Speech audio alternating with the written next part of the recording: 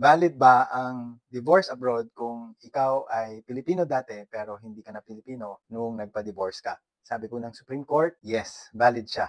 Valid ang divorce abroad according to Republic versus Orbisido, a case decided in 2005.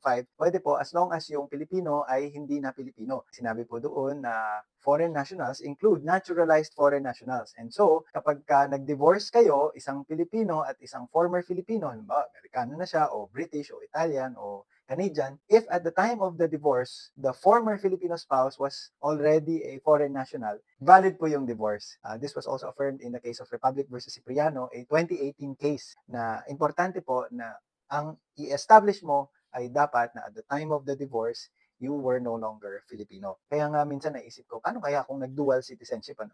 But probably, as long as at the time of divorce, you were a foreign national, then your law at the time binds you. Kasi hindi ka pa naman nagpapadol, kaka-citizenship mo pa lang sa ibang nationality, di ba? Tapos hindi ka naman siguro magpipilipino ka agad. Wala pa rin test case, but I would advise Filipinos to err on the side of caution na if possible, if you are no longer Filipino and you obtained a divorce abroad, then maybe you want to have it recognized first here kung meron ka pang tie sa Philippines or you want to get married here before you reacquire your dual citizenship just to be on the safe side. And the jurisprudence supports na kapag ikaw ay dating Pilipino at hindi ka na Pilipino at the time of the divorce, then the divorce is valid.